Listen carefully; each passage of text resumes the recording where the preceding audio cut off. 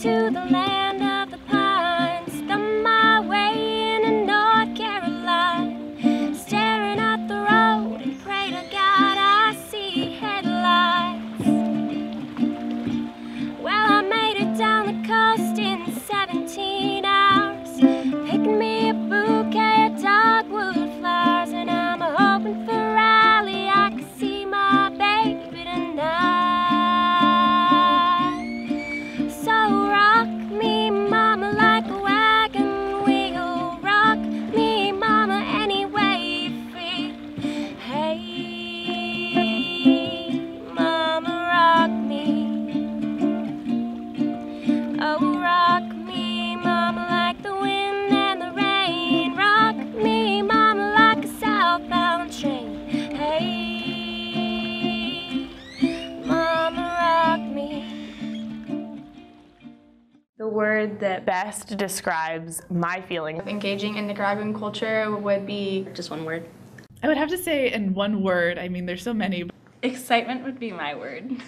Excitement. Excitement. Excitement. Alive.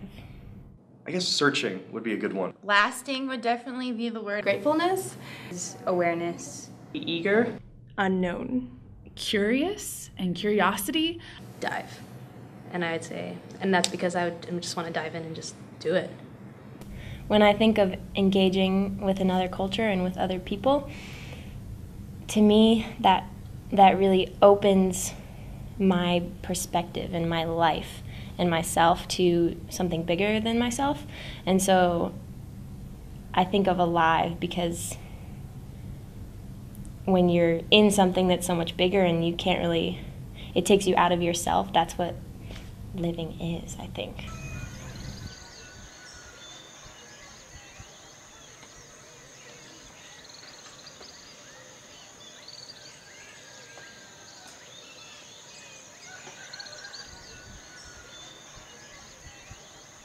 So you want to know what really goes down here in Nicaragua?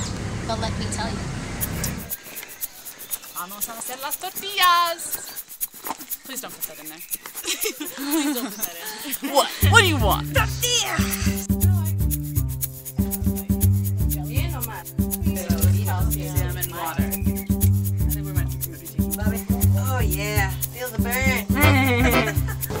We're in San Ramon right now, and we're building a school.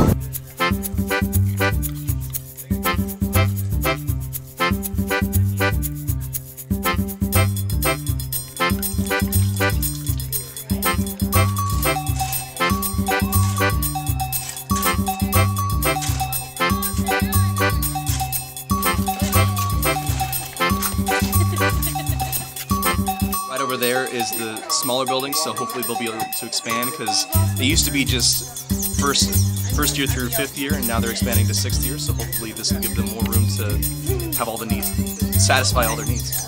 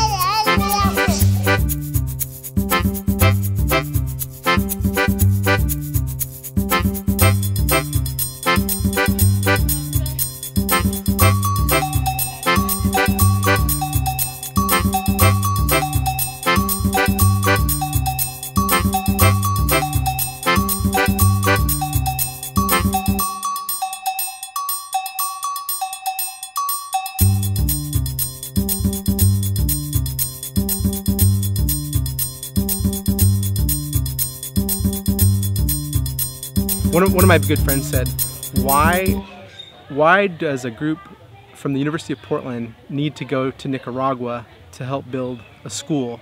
There are plenty of people in Nicaragua who could build a school, and if you really wanted a school to get built, you could just send some money that they could use for materials.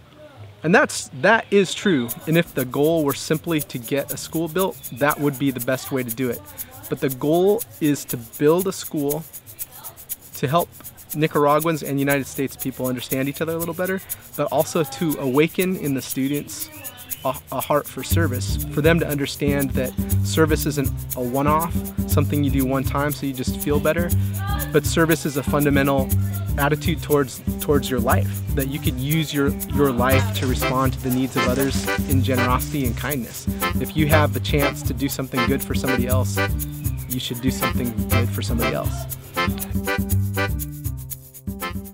You know what's funny? I think that every time I've traveled and every time I think I continue to travel, it's this humbling experience. You realize everything I thought I know, I was pretty much wrong about that. And I have this evidence to show for why I was wrong. And I have this experience to kind of show that these points of view that I held before weren't exactly in line with the way things are. I think that it's really important to, within this school and within life in general, to have not only conceptual learning about social issues, but also experiential learning.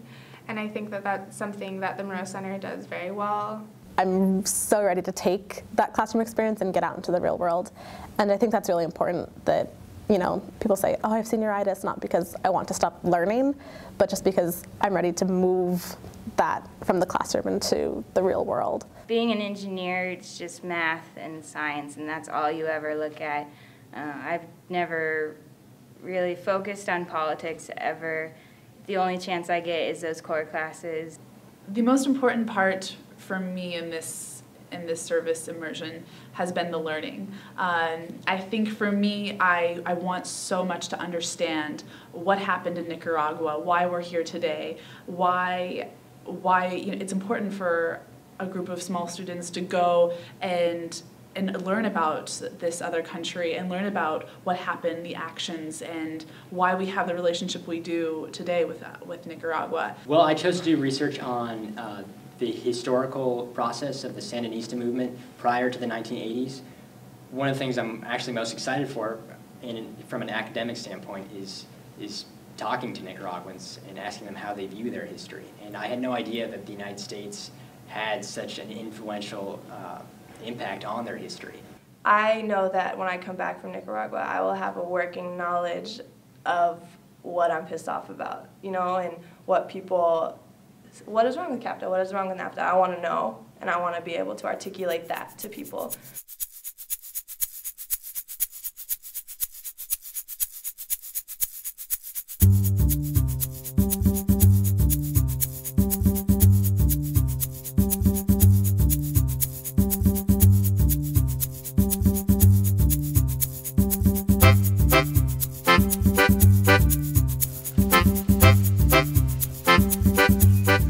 We're at the Free Trade Zone, and we're here to see what the conditions are and to speak to some of the workers here and to find out more about what it's like being a worker. Desde el principio de las zonas francas se pueden ver la accesibilidad de casas o comida o la salud está mejorando también desde el empezó de las zonas francas. Creo que sí. Estos 80.000, 85.000 trabajadores directos que tenemos y 190.000 indirectos hacen casi 300.000 trabajadores. Si no existiera zona franca, ¿dónde estuviera esta gente? No hay muchas oportunidades de empleo en el país. Inside we saw them produce fleece jackets for Patagonia, North Face, Eddie Bauer, to be sent to the United States and Canada. Visually, I mean, it seems like the workers here are treated well. I mean, I don't know if that's completely true, but what we saw, it looks nice, and I mean, it's probably one of the better ones. And I was happy to hear that they are able to unionize, and that's in their rights to decide to be in a union or not, and that the salaries that they have here are higher compared to some of the other factories and other jobs here in Nicaragua. We are here to learn about fair trade in comparison to free trade. And so We're going to be doing a tour, and she's also going to be telling us a little bit more how fair trade works and the differences between those, and how the workers here are paid better wages than they are in free trade places, and also how free trade can work with fair trade in this region.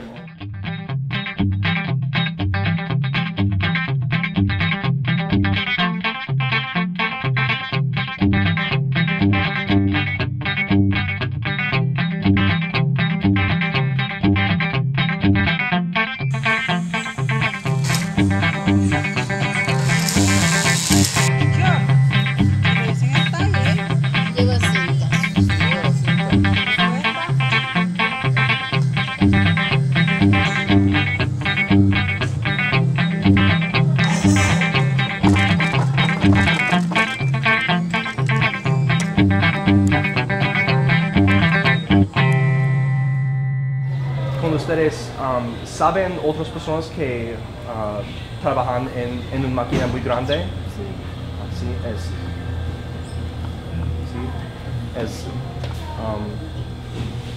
¿cómo con sus amigos o su familia, miembros de familia que trabajan en las máquinas muy grandes,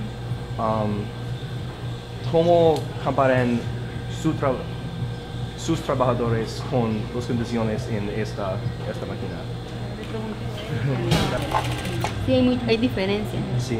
No es igual. En las otras empresas grandes trabajan por producción y cantidades muy grandes. Cada hora tenés que dar una producción tal vez de unas 80 piezas, 60 piezas. Muy diferente. Estamos hablando por hora. Entonces es diferente a este lugar que trabajamos, no es diferente. Hay más presión de trabajo. El horario de comida no es igual tampoco. Son 45 minutos nomás para lo que es el almuerzo de uno. So I'm going to explain a little bit about what this exercise is going to entail. The point of the activity is to sort of understand a little bit better how the majority of Nicaraguans live in terms of how much they make, how they spend their money, the types of decisions that they may be making on a daily basis in terms of food and clothing and things like that. The majority of Nicaraguans, the average salary is $2 a day, and the average family size is 6. So do we want to just go explore a little bit and see what you guys think? We're thinking some perishables.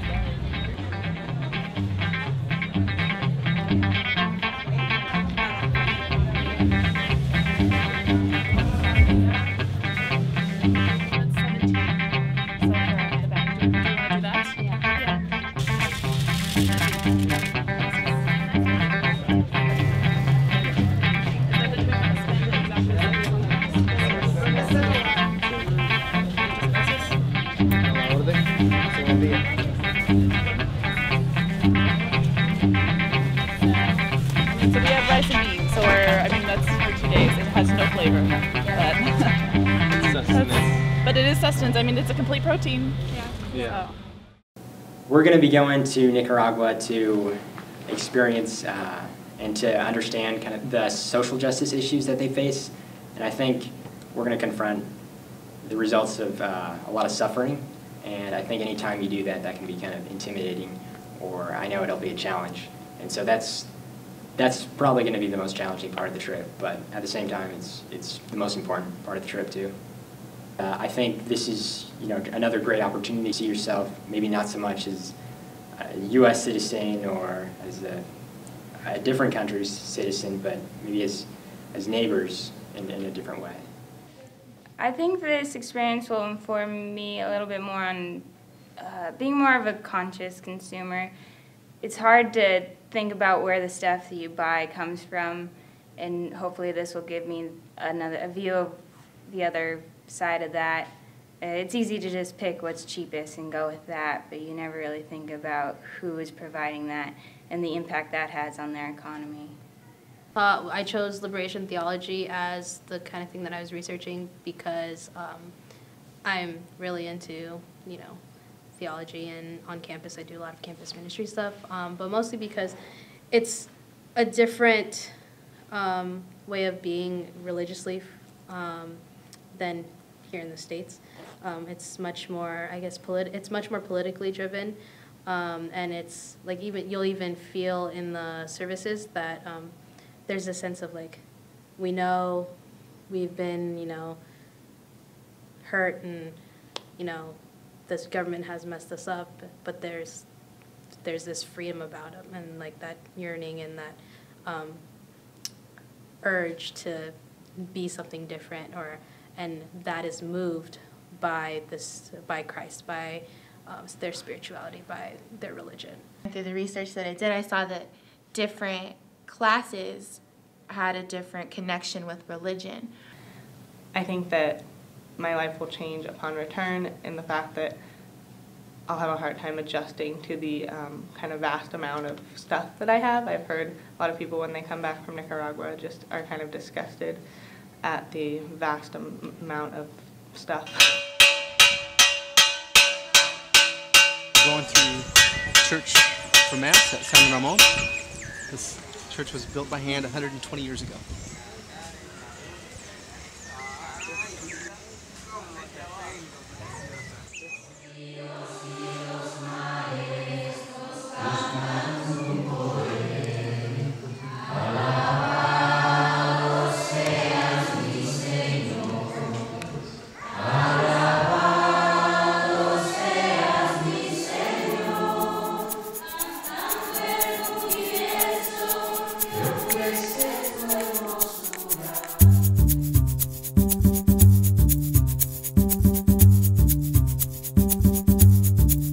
We're at Los Quinchos, up in the mountains right outside of Managua, and we are here to learn about what they do and their project for street children who have been taken off the streets, and it's a house to get them back on their feet, off of drugs, and give them schooling and able to have a vocation. And so we're here talking with the director and to hear about their programs, and then we're going to go and spend the day playing at the girls' farm and the boys' farm and see some of the projects and just play and love the children that are here and part of the projects.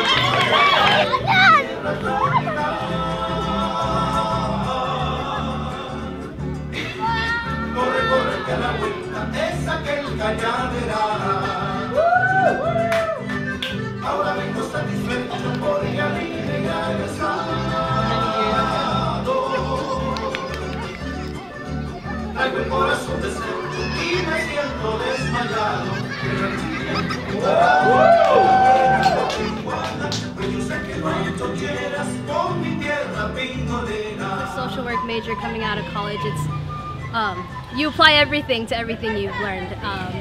I see I see a lot of the issues we talk about in class. We put faces to those issues. So we might talk about rural poverty, and right now we're driving through it.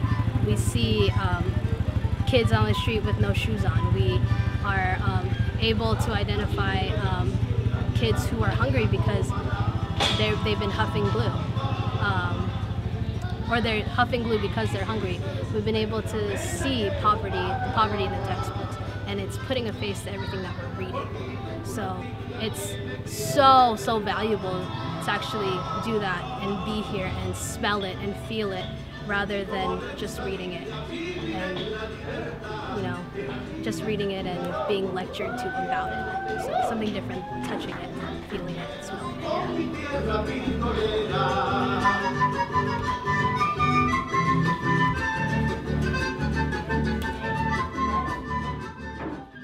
Today we are at the clinic for adolescents, and we are visiting Dr. Mendoza, and she's going to tell us about the adolescent resources that are provided for mothers that are about to give birth, and reproductive health issues, as well as just kind of general prenatal skills. Apparently they offer free services, and so we're just here to see what it's all about. Y aquí específicamente el centro de adolescentes es un centro que atiende toda la problemática referente a salud sexual y reproductiva para adolescentes. Esto quiere decir que atendemos pacientes que han sufrido violencia intrafamiliar, atendemos embarazos en adolescentes, atendemos todo lo que es la problemática del desarrollo del adolescente, atendemos temas del VIH-Sida y también tenemos un componente fuerte en el área de prevención.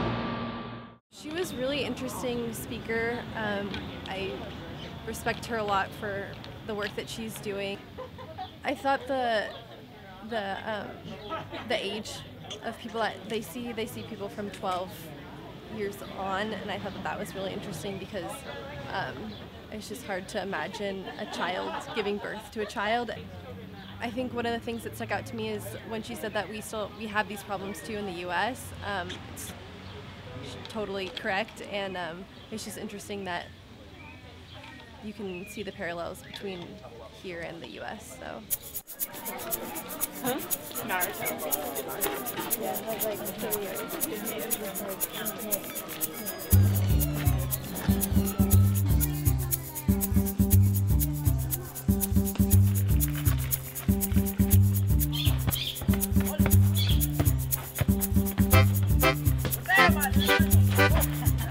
Y estamos aquí para aprender sobre la salud y la hospital y todo en Nicaragua y especialmente aquí en Managua. Y muchísimas gracias por su tiempo y estamos muy curiosidades para aprender. Gracias. Bueno, después de que ya seleccionaron a las personas o que las personas voluntarias aceptaron, nos dijeron de que íbamos a tener capacitaciones una vez a la semana con el médico que venía a dar las consultas. Y pues así iniciamos, nos hemos capacitado, siempre estamos en constante capacitación con el médico y pues nosotros lo que nos enseñaron es, hemos aprendido nosotros a tomar presión, hemos aprendido a nebulizar, a dar dosis de nebulización, a inyectar, a suturar, a dar primeros auxilios en caso de cualquier emergencia leve. I guess that's really important to me, is community. But within the group, there's a really strong trust and bond, and also with Nicaragua and returning to different communities there, and the bond that is made between the university and the communities in Nicaragua.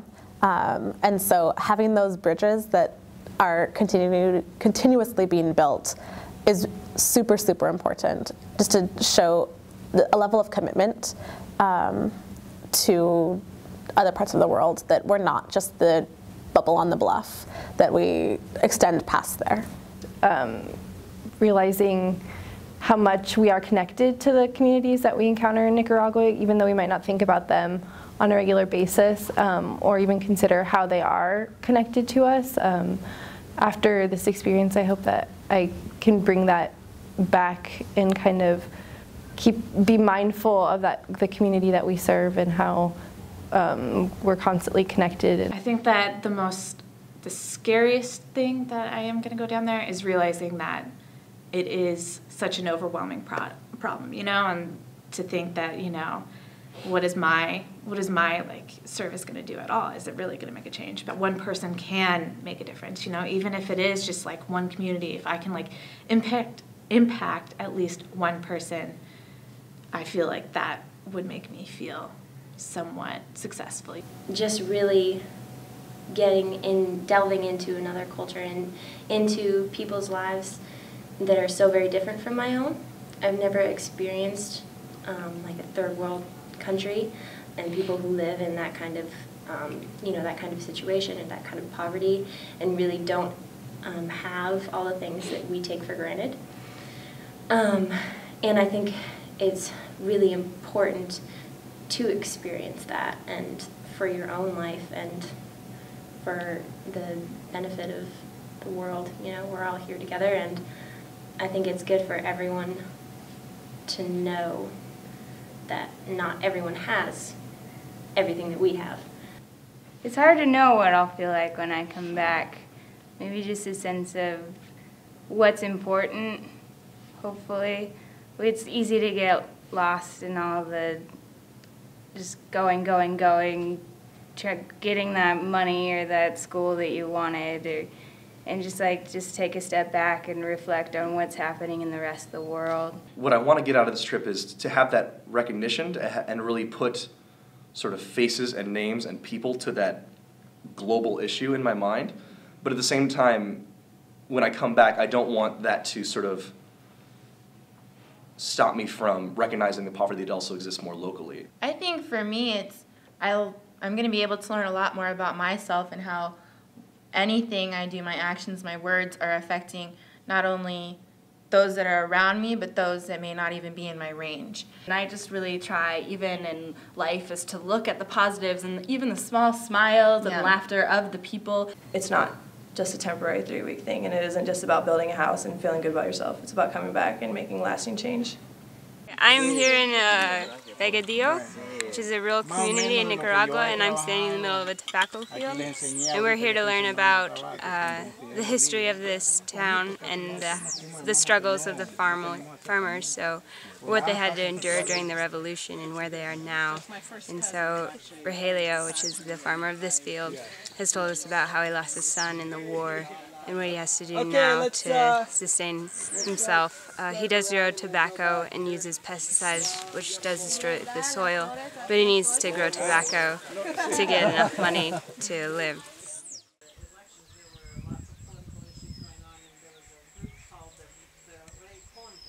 Farming tobacco and using the pesticides, has there been any notable health issues for the community?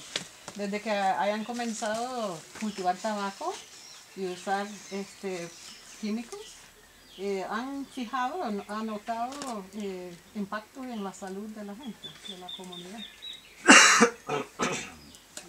Bueno, hasta el momento aquí no se ha notado, no sé en la fábrica, ¿eh? Ahí sí, ¿verdad? Up to this point, en la fábrica sí creo que se ha notado. But in the factory, people have had some health secondary effects.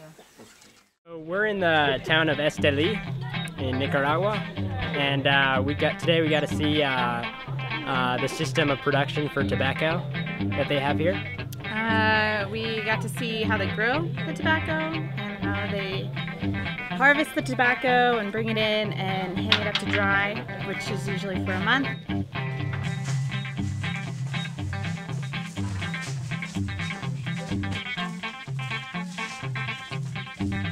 We saw how they took the spines out of the leaves and how they then bring them up here to dry. And yeah, it was interesting to see the culture of work around here. It's not like the factories that we saw in the free trade zones in Managua.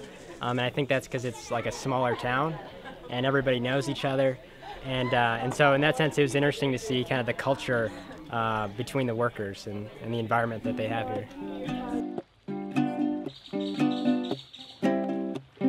I feel like I am exhausted emotionally, spiritually, physically, mentally, but it's well worth it. I feel like I've been given an immense amount of information, bountiful of information, and I'm left to grapple with it and left to see what is my role here.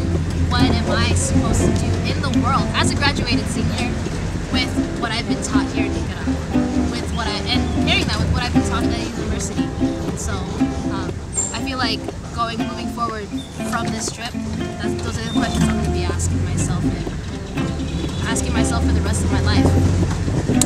What's my purpose? I think that it was much more challenging in a positive way towards our education because we're able to apply the things that we're seeing to a larger problem, but putting a human face to it. I was very inspired by the stories that I've heard and the struggle that I've seen, but the dignity and hope that's come out of it. I think as a person, this trip has completely opened my eyes to what the rest of the world really is like. Before I had only seen it in media, and attached to that, the fact that I accepted everything that I heard from the media, I accepted the one source. I think a trip like this, for students thinking about themselves as citizens, it broadens and deepens their understanding of what it means to be a citizen. I think it makes people understand more that we're part of a world community. In Catholic social teaching words, we might say we're all children of God, no matter where we are. So you really get a much deeper sense that we are all brothers and sisters. Also, I think people from the United States coming to the developing world realize we're in quite a position of privilege, and we have more means to make a difference. And also our considerations of how we vote and how we are active broaden. So it's not just a matter of which congressperson will best represent my interests, but which person will best represent the common good. A trip like this academically brings what you're learning to life, I feel. I know that from when I was 18, I had the chance to travel to the Soviet Union, and I remember that trip better than most of what I studied in the classroom.